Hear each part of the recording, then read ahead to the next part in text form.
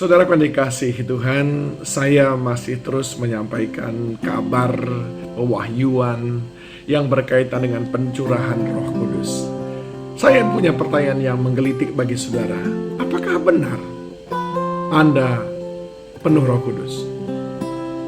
Apakah memang ciri tanda Anda penuh Roh Kudus itu sama dengan yang dialami oleh mereka jemaat mula-mula, para murid yang mengalami kedahsyatan daripada pencurahan Roh Kudus di loteng Yerusalem itu?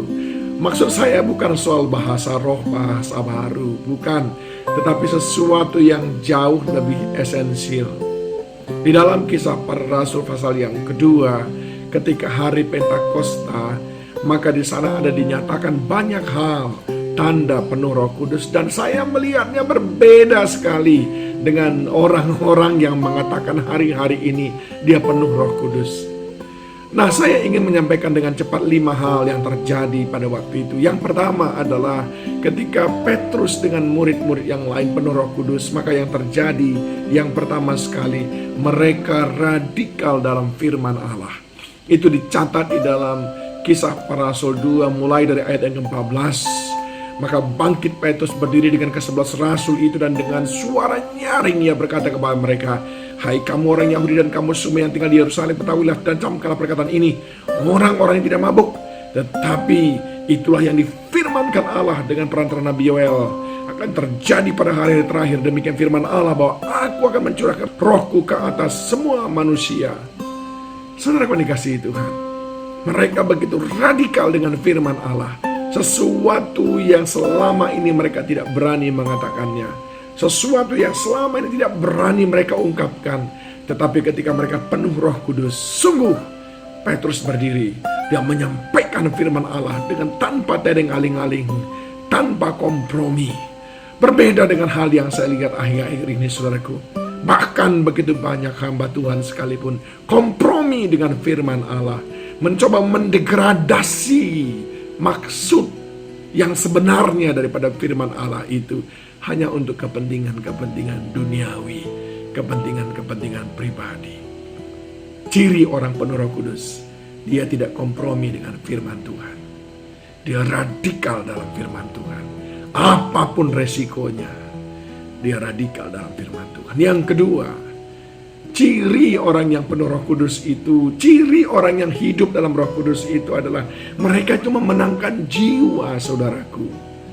Mereka itu fokusnya memenangkan jiwa, bukan mencari kemegahan dunia. Ini yang luar biasa anehnya saat ini, saudaraku. Ada banyak orang memanfaatkan kepenuhan Roh Kudus justru untuk kepuasan-kepuasan duniawi, dan itu pasti palsu, saudaraku. Orang yang penuh Roh Kudus itu orientasinya adalah memenangkan jiwa bagi Tuhan. Kisah Para Rasul 2 ayat 37, ketika mereka mendengar khotbah Petrus, maka mereka bertanya, "Apakah yang harus kami perbuat?" Saudara-saudara, jawab Petrus kepada mereka, "Bertobatlah, hendaklah kamu masing-masing memberi dirimu dibaptis dalam nama Yesus Kristus untuk pengampunan dosamu, maka kamu akan menerima karunia Roh Kudus." Petrus yang tadinya pengecut, sekarang dia memenangkan jiwa. Sebelum Roh Kudus turun atasnya, tiada satu jiwa pun yang dia menangkan. Bahkan dia takut dengan jiwa-jiwa. Tapi sekarang penuh Roh Kudus, hidup dalam Roh Kudus, menjadi orang percaya, dia memenangkan jiwa. Bagaimana dengan Anda? Anda pakai apa itu Roh Kudus? Anda pergunakan untuk apa?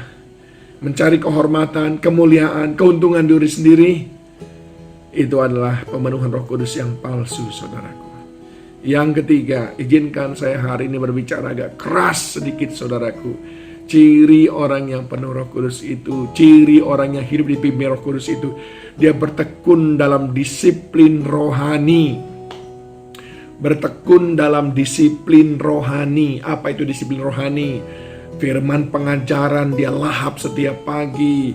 Dia hadir dalam kelompok-kelompok persekutuan, kelompok sel, FA, apapun namanya itu. Dia hadir dalam pertemuan-pertemuan doa. Dia mengikuti puasa. Itu adalah disiplin-disiplin rohani. Kisah para Rasul 2 ayat 42 mengatakan mereka bertekun dalam pengajaran rasul-rasul dan dalam persekutuan. Dan mereka selalu berkumpul untuk memecahkan roti dan berdoa. Itu adalah disiplin-disiplin rohani dan hanya orang-orang yang sudah penuh Roh Kudus yang mampu menghidupinya. Sebab kalau kita melakukannya dengan kekuatan sendiri, pasti gagal. Saudara boleh semangat mendengarkan paket Selalu Ada Harapan 3 bulan, 6 bulan, 1 tahun. Tapi ketika masuk tahun kedua, tahun ketiga, saudara sudah mulai mundur. Karena bukan Roh Kudus yang menggerakkannya, tapi ada motivasi-motivasi yang lain. Apakah saudara masih memiliki semangat yang sama dengan dahulu dalam pengajaran, dalam disiplin rohani?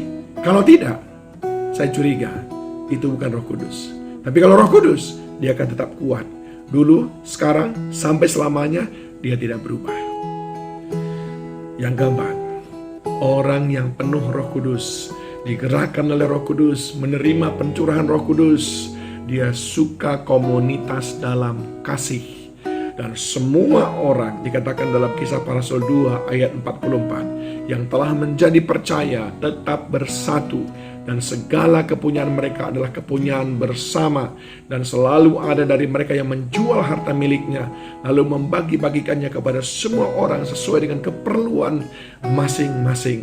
Ada gaya hidup yang baru ketika saudara dan saya penuh Roh Kudus, yaitu menjadi orang yang suka hidup dalam komunitas, nggak mau mengelompok sendiri, nggak mau membuat dirinya eksklusif, tapi dia lebih mengutamakan kepentingan bersama. Gak mau ini kelompok ini kelompok ini. Oh, aku gereja ini, dia gereja itu, kita beda. Tidak, itu bukan karya Roh Kudus. Roh Kudus membuat kita semuanya suka bersatu, suka berunity satu dengan yang lain. Itu baru karya Roh Kudus. Tapi kalau saudara suka memecah-mecah, itu bukan Roh Kudus. Roh Kudus, ya, yang ada pada saudara. Atau jangan-jangan mabuk rokok kudus. Dan yang kelima, kalau saudara penuh Roh Kudus, apa yang terjadi? Ini paling penting, saudaraku. Kenapa? Karena saya melihat ada begitu banyak orang, dia ikut doa 10 hari supaya diberkati Tuhan. Ikut doa 10 hari, doa Pentakosta, supaya doanya dijawab Tuhan. Salah. Kesalahan total. Ya, saudara ikut berdoa 10 hari bukan membuat saudara diberkati secara materi, tapi membuat saudara menjadi orang yang suka memberkati. Orang yang penuh Roh Kudus adalah orang yang suka berkorban, bukan suka cari korban. Suka memberkati, bukan inginnya diberkati. Lihat Kisah para Rasul 2 ayat 46. Dengan bertekun dan dengan sehati mereka berkumpul tiap-tiap hari dalam bait Allah. Mereka memecahkan roti di rumah masing-masing secara bergilir dan makan bersama-sama dengan gembira dan dengan tulus hati sambil memuji Allah. Dan mereka disukai semua orang.